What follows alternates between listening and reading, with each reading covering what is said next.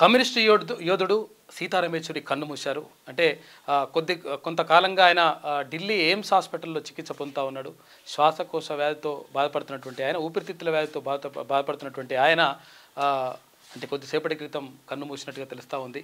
అయితే అక్కడ సిపిఎం పార్టీలో జాతీయ ప్రధాన కార్యదర్శిగా ఆయన కొనసాగుతూ ఉన్నారు.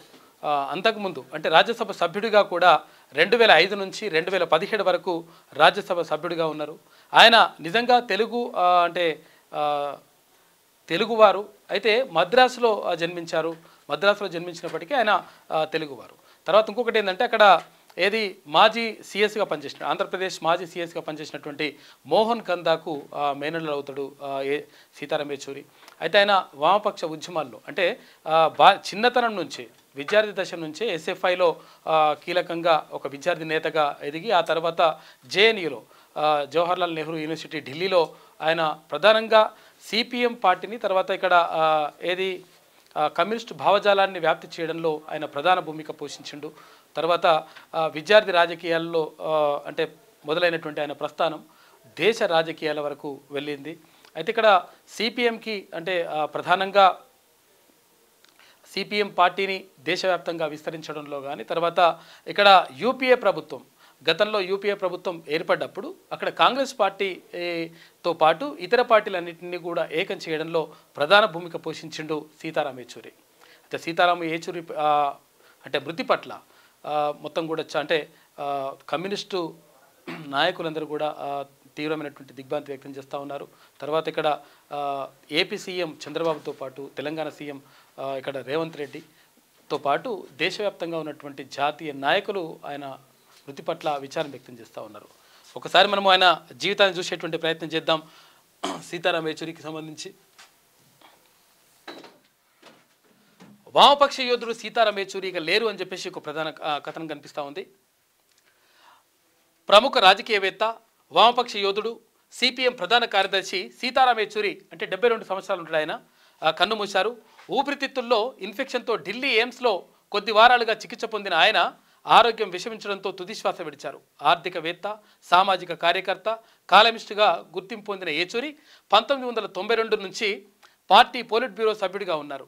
2005 నుంచి 2017 వరకు రాజ్యసభ సభ్యుడిగా కొనసాగారు. ఇక బాల్యమంతా కూడా హైదరాబాద్లోనే గడిచింది. సీతారాం యేచూరి మద్రాసులో అంటే ప్రస్తుతం ఉన్నటువంటి చెన్నైలో జన్మించిన తెలుగు కుటుంబంలో జన్మించారు. 1952 ఆగస్టు 12న ఆయన జననం సంభవించింది. ఆయన తండ్రి సర్వేశ్వర సోమయాజులు యేచూరి ఆంధ్రప్రదేశ్ స్టేట్ రోడ్ కార్పొరేషన్లో ఇంజనీరింగ్గా పనిచేసిండు. తర్వాత తల్లి కల్పకం యేచూరి ప్రభుత్వ అధికారి. ఇక ఆంధ్రప్రదేశ్ మాజీ సిఎస్ మోహన్ కందాకు అయిన సీతారాం యేచూరి మేనల్లుడు అవుతాడు. యేచూరి బాల్యం హైదరాబాద్లోనే గడిచింది.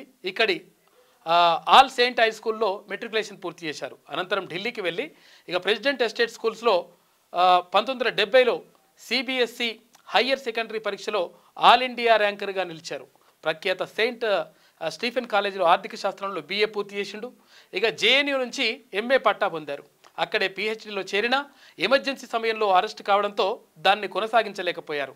సీతారాం మొదటి భార్య ఇంద్రాణి మజుందార్ ఇక జర్నలిస్ట్ సీమా చిస్తీని రెండవ వివాహం చేసుకుంటూ సీతారాం యేచూరి. ఆయనకు 3 సంతానం కూడా ఉన్నారు, 2 భార్యలు. ఇక విద్యార్థి నేతగా రాజకీయాల్లోకి ఎస్ఎఫ్ఐ విద్యార్థి నేతగా 1974లో సీతారాం యేచూరి రాజకీయ ప్రస్థానం మొదలైంది. 1975లో జేఎన్యూ విద్యార్థిగా ఉన్నప్పుడు సిపిఎంలో చేరారు. ఎమర్జెన్సీ సమయంలో అరెస్ట్ అయిన వారిలో ఆయన కూడా ఒకరు. ఇక జేఎన్యూ స్టూడెంట్ యూనియన్కు 3 సార్లు అధ్యక్షుడిగా ఎన్నికయ్యారు. సిపిఎం మాజీ ప్రధాన కార్యదర్శి ప్రకాష్ కారత్తో కలిసి జేఎన్యూను వామపక్ష కోటగా మార్చారు. ఇక ఎస్ఎఫ్ఐ ప్రధాన కార్యదర్శిగా అధ్యక్షుడిగా పనిచేసిండు. 1974లో సిపిఎం కేంద్ర కమిటీలో చేరారు. 1992లో పార్టీ పోలిట్ బ్యూరో సభ్యుడిగా ఎన్నికయ్యారు. 2005లో పశ్చిమ బెంగాల్ నుంచి తొలిసారిగా రాజ్యసభకు ఎన్నికయ్యారు. 2015లో విశాఖపట్నంలో జరిగిన 21వ సిపిఎం మహాప్రసభల్లో పార్టీ 5వ ప్రధాన కార్యదర్శిగా ఏకగ్రీవంగా ఎన్నికయ్యారు. అప్పటి నుంచి ఆ పదవిలో ఆయన సీతారాం యేచూరి కొనసాగుతూ ఉన్నారు. ఇక ప్రజా సమస్యలపైన గలం విప్పుతూ వచ్చిండు. ఆయన జీవితం అంతా కూడా ప్రజా పోరాటాలతోనే గడిచింది. ప్రజా సమస్యలు ఇతర అంశాలపై గలం విప్పుతూ ఎగువ సభలో సీతారాం యేచూరి గుర్తింపు పొందారు. 1996లో యునైటెడ్ ఫ్రంట్ ప్రభుత్వం కోసం అంటే యూపీఏ ప్రభుత్వం కోసం కామన్ మిలియన్ ప్రోగ్రామ్ ముసాయిదాను రూపొందించడంలో మాజీ కేంద్ర మంత్రి పి చిదంబరంతో పాటు ఏచూరి కీలకంగా వ్యవహరించారు. 2004లో యూపీఏ సంకీర్ణ ప్రభుత్వం నిర్మాణంలోనూ ముఖ్య భూమిక పోషించారు Sitaram Yechury.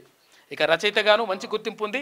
Left handed drive పేరిట ఓ ఆంగ్ల పత్రికకు కాలమ్స్ రాశారు. A caste and class in Indian politics today తో పాటు socialism in changing world, Modi government, new surge of communism versus secularism వంటి పుస్తకాలు ఆయన రచించిండు. అంటే ఇక్కడ సీతారాం ఏచూరి జీవితం మొత్తం కూడా అంటే ఆయన నిజంగా తెలుగువారు కావడం గొప్ప గర్వకారణంగా చెప్పుకోవచ్చు. సీతారాం ఏచూరి జీవితం మొత్తం కూడా ఇక్కడ అంటే వామపక్ష భావజాలంతోనే నడిచింది. ఆయన తండ్రి అక్కడ ప్రభుత్వ ఉద్యోగిగా తర్వాత ఇంజనీర్గా పనిచేసినప్పటికీ తర్వాత తల్లి అక్కడ ప్రభుత్వ అధికారిగా ఉన్నప్పటికీ మొత్తం మీద ఆయన వామపక్ష భావజాలంతో ముందుకెళ్తున్నటువంటి వ్యక్తి. తర్వాత దేశంలో అనేక సంస్కరణలకు సంబంధించి కానీ తర్వాత వామపక్ష ఉద్యమాలకు సంబంధించి కానీ తర్వాత వామపక్ష భావజాలం వ్యాప్తిలో సీతారాం ఏచూరి ప్రధాన భూమిక పోషించిండు. నిజంగా అంటే వామపక్షానికి సంబంధించి తర్వాత ఇక్కడ కమ్యూనిస్టు పార్టీలకు సంబంధించి సిపిఎంకి సంబంధించి ఒక గొప్ప యోధుని కోల్పోయినట్టుగా చెప్పుకోవచ్చు. మొత్తం మీద ఆయన మృతి పట్ల దేశవ్యాప్తంగా మొత్తం కూడా అంటే ఉన్నటువంటి ఎవరైతే ప్రధాని కానీ తర్వాత ఇక్కడ ఉన్నటువంటి మంత్రులు చాలామంది కూడా ఆయన మృతి పట్ల సంతాపం తెలియజేస్తూ ఉన్నారు. ఎందుకంటే అసలు యాక్చువల్గా అంటే ఎటువంటి ఎక్కువ వివాదాలకు వెళ్ళినటువంటి వ్యక్తి, వివాదాలకు తావు లేకుండా తర్వాత తన జీవితాన్ని కొనసాగిస్తూ మొత్తం కూడా ప్రజల కోసమే పనిచేసినటువంటి వ్యక్తి. ఆయన తెలుగువారు కావడం తర్వాత మద్రాసులో పుట్టినప్పటికీ తెలుగువారు కావడం గొప్ప విషయంగా చెప్పుకోవచ్చు. ఇటు ఏపీ ముఖ్యమంత్రి చంద్రబాబుతో పాటు ఇక్కడ తెలంగాణ ముఖ్యమంత్రి రేవంత్ రెడ్డి కూడా ఆయన మృతి పట్ల సానుభూతి సంతాపం వ్యక్తం చేశారు. మొత్తం మీద ఒక కమ్యూనిస్ట్ యోధుని సిపిఎం పార్టీ కోల్పోయినట్టుగా చెప్పుకోవచ్చు. అందరికీ శనార్థులు. పెన్నుతో మీకు మంచి సోబతుందా? తెలంగాణ యాసలో ముచ్చట్లు రాయడం మీకు తెలుసా? మీలాంటోళ్ళని ఎత్తుకుతుంది మా క్యూ న్యూస్. మాకు ఫోన్ చేయవలసిన నెంబర్ 8689926084 qnews@gmail.com కు మెయిల్ చేయండి.